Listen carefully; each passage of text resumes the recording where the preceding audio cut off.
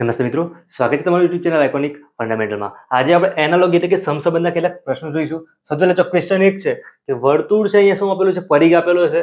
એ ચોરસ આપેલું છે, એના માટે અહીંયા શું આવે છે એ જોવાનું છે. તો યાદ શું રાખવાનું? આ જે બંને પહેલું આપેલું છે એ અને અહીંયા બીજું આપેલું છે, અથવા ત્રણ આપેલા હોય તો અહીંયા જે લોજિક યુઝ થયું છે એ જ લોજિક અહીંયા યુઝ થયેલું હોવું જોઈએ. અહીંયા અલગ અલગ ઓપ્શન પણ આપેલા છે. જો અહીંયા લોજિક ખ્યાલ ના આવે કરવાનું શું? આ જે ઓપ્શન છે એનો ઉપયોગ કરવાનો. જો અહીંયા શબ્દો વાળા છે, નંબર વાળા પણ આગળ બીજા આગળ જોઈએ. નંબર વાળામાં પણ જો આ ઓપ્શન છે એ બહુ જ કામ લાગશે. વર્તુળ છે એનું પરિઘ છે, તો વર્તુળ અને એનો પરિઘ. ચોરસ છે તો અહીંયા એની સામે શું આવશે? વર્તુળ છે, આપણે વર્તુળ જાણીએ છીએ. આ રીતે વર્તુળ છે તો વર્તુળ માટે ક્ષેત્રફળ હોય છે અને પરિઘ હોય છે. તો પરિઘનો મતલબ શું થાય? આ જે બાઉન્ડ્રી દેખાય છે એની, એને શું કહેવાય? વર્તુળનો પરિઘ. ચોરસ છે આવી રીતે, તો ચોરસની જે બાઉન્ડ્રી દેખાય છે એને આપણે શું કહીએ છીએ? તો પરિમિતિ કહીએ છીએ. જો ઓપ્શનમાં ઓપ્શન સી એ શું આપેલું છે? પરિમિતિ. એટલે ઓપ્શન સી શું થવાનો જવાબ? એ જો ધુમાડો આપેલો છે તો પ્રદૂષણ, યુદ્ધ, તો અહીંયા શોધવાનું છે. ધુમાડો પ્રદૂષણ બંને એકબીજાને જોડે જ છે. પ્રદૂષણ ક્યારે થાય? જો ધુમાડો થાય તો પ્રદૂષણ થાય છે.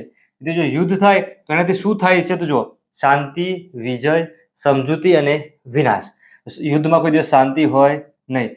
યુદ્ધમાં વિજય હોઈ શકે તો અહીંયા જો કારણ આપેલું છે કે ધુમાડાના લીધે શું થાય? પ્રદૂષણ. યુદ્ધના લીધે શું થાય છે? તો જો સમજૂતી પણ થાય નહીં. ઓપ્શન ડી, યુદ્ધમાં શું થાય? વિનાશ જ થાય, એટલે કે નુકસાન જ થાય. નંબર આપેલો છે 3, અહીંયા 243 છે. 5 અહીંયા નંબર શોધવાનો છે. કરવું શું પડશે? આપણે 3 અને 243 છે એનો આપણે રિલેશન શોધવો પડશે. તો જો આ 3 છે, નંબર આપેલો છે, કરવાનું શું? ઘાત જોવાની, એટલે વર્ગ જોવાનો, ઘન જોવાનો, એ રીતે ઘાતમાં જોવું પડશે. જો અહીંયા 3 છે, સામે શું આપેલું છે? 243. જાણીએ છીએ જો 3 નો વર્ગ કરીએ તો 9 થાય છે. 3 નો જો ઘન કરીએ તો 27. મતલબ કે 3 ગુણ્યા 3 ગુણ્યા 3 3 વખત કરીએ તો શું થાય? 27. આપણે 3 ની 4 ઘાત લઈ જોઈએ. જો 27 છે એને ગુણ્યા ફરીથી કરવું પડશે 3 જોડે. કેવી રીતે? 4 ઘાત મતલબ શું થાય? 3 ગુણ્યા 3 એમ 4 વખત હોય. આમાં 3 વખત હતા, એક વખત મલ્ટીપ્લાય કર્યું એટલે શું થયું? 4 વખત. 27 ગુણ્યા 3 કરીએ, જો ડાયરેક્ટ કરીએ તો 7 ગુણ્યા 3 21 ના 1, 2 વધી આવે છે. 3 દુ 6 પ્લસ 2 8, 81 થયા છે. 3 ની 5 ઘાત લઈએ તો શું થશે? આજે 81 છે એનો મલ્ટીપ્લાય 3 જોડે કરવાનો. 3 ગુણ્યા 1 એટલે કે 3, 8 ગુણ્યા 3 એટલે કે 24. જો 243 મળ્યો છે. ક્યારે મળ્યો છે? 3 ની આપણે જો 5 ઘાત દીધી છે તો મળ્યો છે 243. સામે અહીંયા નંબર કયો છે? 5 છે.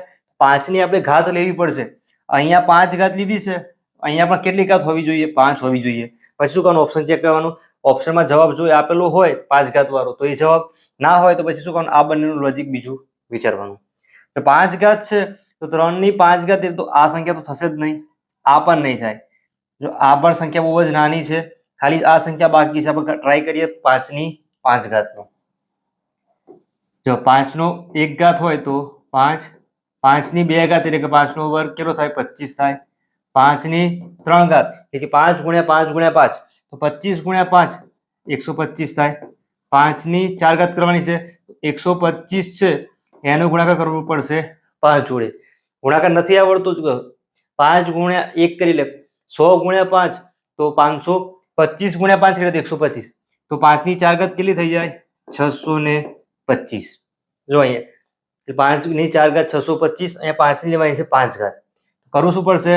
5 ની 5 ઘાત માટે 625 ગુણ્યા કરવા પડશે 5. જો ડાયરેક્ટ કરીએ તો 6 ગુણ્યા 5 કેટલા થાય? 600 ગુણ્યા 5 કરીએ એટલે 3000 થાય.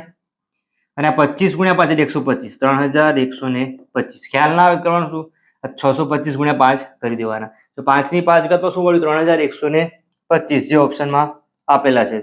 તો આન્સર શું થઈ જવાનું? Option number D. જો આ ઓપ્શન ના આવતો તો આપણે શું કરવું પડતું? બીજું લોજિક વિચારવું પડતું.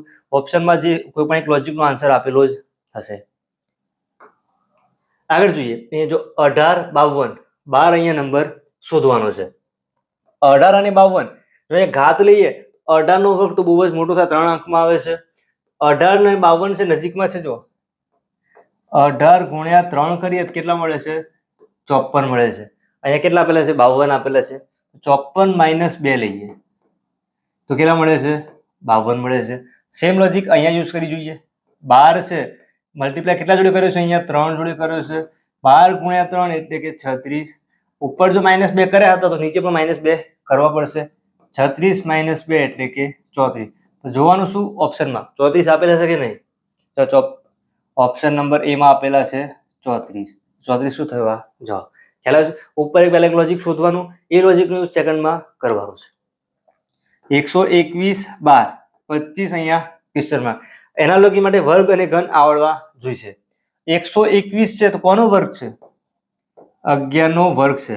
અહીંયા સામે જો 12 આપેલો છે, 11 નો વર્ગ છે તો અહીંયા જો 11 + 1 એટલે કે 12. 25 છે કોનો વર્ગ છે? તો 5 નો વર્ગ. તો શેનો વર્ગ લીધો છે? 5 નો વર્ગ લીધો છે. અહીંયા જો +1 કરે તો અહીંયા પણ +1 કરો, અહીંયા મળે છે 6. ઓપ્શનમાં જો બી માં 6 આપેલા છે તો અહીંયા શું આવશે? 6. કરીશું. 121 કોનો વર્ગ છે? તો 11 નો વર્ગ છે. 121 બરાબર 11 નો વર્ગ. જે સંખ્યા આવી છે એમાં જો +1 કરે તો અહીંયા 12 મળે છે. તો એ લોજિક થયું. એ લોજિક સેમ અહીંયા યુઝ કર્યું. 25 આપેલા છે તો 5 નો વર્ગ. તો 5 + 1 કરે એટલે 6 મળે છે. ઓપ્શનમાં ચેક કર્યું, જો ઓપ્શનમાં બી માં 6 આપેલા છે. આગળ જોઈએ. લખનઉ ઉત્તર પ્રદેશ, રાંચી અહીંયા સામે શોધવાનું છે. લખનઉ અને ઉત્તર પ્રદેશ આ બંને રિલેટેડ છે. કેમ? ઉત્તર પ્રદેશ છે એની રાજધાની શું છે? એટલે કેપિટલ લખનઉ છે. તો રાંચી છે એ કોની રાજધાની છે? એ રીતે કહેવાય. જો ઓપ્શન આપેલા છે અલગ અલગ: ઓરિસ્સા, ઝારખંડ, ઉત્તરાખંડ અને છત્તીસગઢ. તો ઝારખંડ છે એની રાજધાની શું છે? રાંચી છે. તો આન્સર શું થઈ ગયો? ઝારખંડ. ખ્યાલ આવ્યો છે? તો જો કેપિટલ છે સ્ટેટ અને એના કેપિટલ અથવા દેશ છે એના કેપિટલ એ પણ અહીંયા પૂછાતા હોય છે. જે ઉત્તરાખંડ છે એનું કેપિટલ કયું છે એ તમે જાતે પ્રયત્ન કરો, જાણતા હોય જાઓ કોમેન્ટમાં જણાવજો. જેના માટે? ઉત્તરાખંડ માટે. આ આન્સર શું થયો આમાં? ઝારખંડ. આગળ બીજો ક્વેશ્ચન જોઈએ. થર્મોમીટર તાપમાન આપેલું છે, બેરોમીટર સામે શોધવાનું છે. થર્મોમીટર છે શું માપવા માટે વપરાય છે? તાપમાન માપવા માટે વપરાય છે. તો બેરોમીટર તો જો એનાલોગી એટલે સમસંબંધના પ્રશ્નમાં સાયન્સના ક્વેશ્ચન બહુ જ પૂછાતા હોય છે. તો બેરોમીટર શેના માટે વપરાય છે? તો બેરોમીટર વપરાય છે દબાણ માપવા માટે. તો અહીંયા આન્સર શું આવશે? Option number D. આગળ કાયદો છે તો અહીંયા કલમ છે.